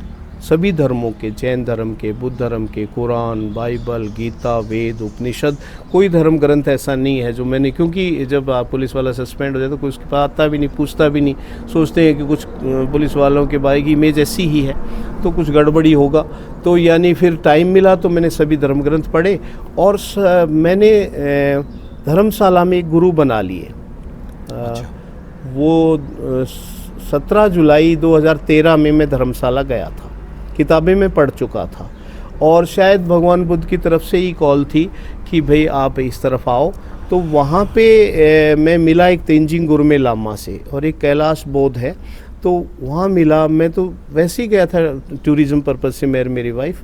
तो मैंने कहा जी, उन्होंने कहा कि आप बुद्ध की शरण में आओ। मैंने कहा मुझे टेंशन रहती है, इतना स्ट्रेस रहा, इतनी तकलीफ़ झेली, इतना सब हुआ। तो उन्होंने कहा कि आप सबको क्षमा कर दीजिए, बुद्ध की शरण में आइए और बुद्ध धर्म का प्रचार, आप ज्ञान फैलाइए, पंचशील का प्रचार करिए, ध्यान सिखाइए, विपස්සना सिखाइए, पास्ट से डिस्कनेक्ट हो जाइए, भूल जाइए, उसको एक बुरा सपना समझ के भूल जाइए, जिन्होंने गलत किया है उनको क्षमा कीजिए। बल्कि उन्होंने ये कहा कि आप किसी को 1 करोड़ रुपए दान देते हो और दूसरा आदमी अपने किसी जिसने उसका नुकसान किया उसको क्षमा कर देता, उससे ज़्यादा पुण्य उसको मिलता है जो क्षमा करता है। क्षमा वीरस्य भूषणम, क्षमा वीर का भूषण है। क्षमा धर्म का दूसरा लक्षण है, पहला धैर्य है, दूसरा क्षमा है। तो आप क्षमा करते हुए आगे बढ़ो। और मैंने एक उन्होंने मेरे को किताब दी, नालंदा मास्टर, जो बाद में यूनिवर्सिटी जल गई थी, तो उसमें उसकी किताबें अभी भी अवेलेबल है। बोधिचर्या अवतार, एक शांतिदेव आचार्य हुए गुजरात के, उन्होंने एक किताब लिखी बोधिचर्या अवतार, वो उन्होंने मुझे दी, तेंजिंग गुरमे लामा जी ने, वो मैंने पढ़ी। उसमें क्षमा का बहुत बड़ा उन्होंने 6 पारमिता बताई हैं उन्होंने। तो शील, क्षमा, वीर्य, समाधि, प्रज्ञा, इस तरह, यानी क्षमा, उन्होंने कहा क्षमा का बहुत ज़्यादा महत्व है। आप क्षमा करते हुए आगे बढ़ो। और आपको तो मैं दिल से बता रहा हूँ आपको कि मेरे को एक्चुअली ही, क्योंकि इस संसार में उन्होंने कहा कि पहले ही सब दुख भोग रहे हैं। अब देखो चौटाला साहब जो हैं वो खुद बेचारे 10 साल जेल काटी उन्होंने, पैर में उनको तकलीफ़ थी, भगवान उनको शांति दे जहाँ भी वो हैं, peace be upon him wherever he is. तो अब मंजीत अलावत है, उन्होंने जो किया और बेचारे बिल्डिंग से गिर के मर गए, तो वो उन्होंने पता नहीं, अब जहाँ भी है भगवान उनको शांति दे, peace be upon him also. तो यानी कि सब इस संसार में, चाहे कितने ही बड़े परिवार हैं, आप इंदिरा गांधी का परिवार देखो कैसे वो मरी, संजय कैसे मरा, Rajiv, everyone is suffering. Vajpayee ji को देखो, how he suffered. Modi ji को देखो, रोज़ गालियाँ खाते रहते बेचारे, और उनका परिवार नहीं, बच्चे नहीं, कुछ नहीं, लेकिन फिर भी कितना कमी निकाल देते हैं, जो कुछ उनको मिलता है दान दे देते हैं, but still he listen so many abuses. और मैंने फिर पॉलिटिकली, क्योंकि प्लेटो ने कहा है कि जो समझदार लोग हैं, इवन हर आदमी को पॉलिटिक्स में हिस्सा लेना चाहिए, नहीं तो बुरे लोग अच्छे लोगों पे कब्जा कर लेंगे। तो ऐसा प्लेटो ने कहा है, बुरे लोगों के नीचे राज करने से अच्छा है आप खुद हिस्सा ले उसमें। तो इस एंगल से मेरे को प्रेरणा मिली। और भूपेंद्र यादव जी हमारे रिश्तेदार भी हैं, जहाँ उनकी बेटी ब्याही है वहाँ हमारा बेटा मैरिड उस परिवार में, वजीराबाद में। तो वो उनके कहने से मैंने लोकसभा चुनाव में 6 अप्रैल 2024 को बीजेपी ज्वाइन कर ली। तो सर, इस पूरे इंसिडेंट के बाद आपकी कभी अजय चौटाला से या अभय से, ओम प्रकाश जी से कभी बात हुई?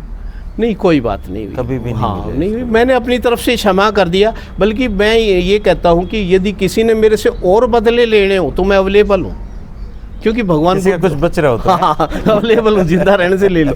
तो मैं, यानी कि भगवान बुद्ध से एक बार भगवान बुद्ध के मुंह पर किसी ने थूक दिया, तो उनका, क्योंकि ये लोग क्षत्रिय थे, तो उनका जो कजिन ब्रदर आनंद, उसने बोला, जो आनंद उसको मारने भागा, जिस ब्राह्मण ने उनके मुंह पे थूका था कि आप ये ज्योतिष वगैरह को गलत क्यों बताते हो, हमारी रोजी रोटी पे लात क्यों मारते हो। तो उसने कहा, आनंद इसको जाने दो। उन्होंने कहा था ये ज्योतिष विद्या झूठी होती है, अच्छे कर्म करो अच्छा फल मिलेगा, इनके शनि राहु के तो ये सब गलत। तो इस बात पे मुंह ने उस पर थूक दिया ब्राह्मण ने। तो उसने कहा इसको जाने दो।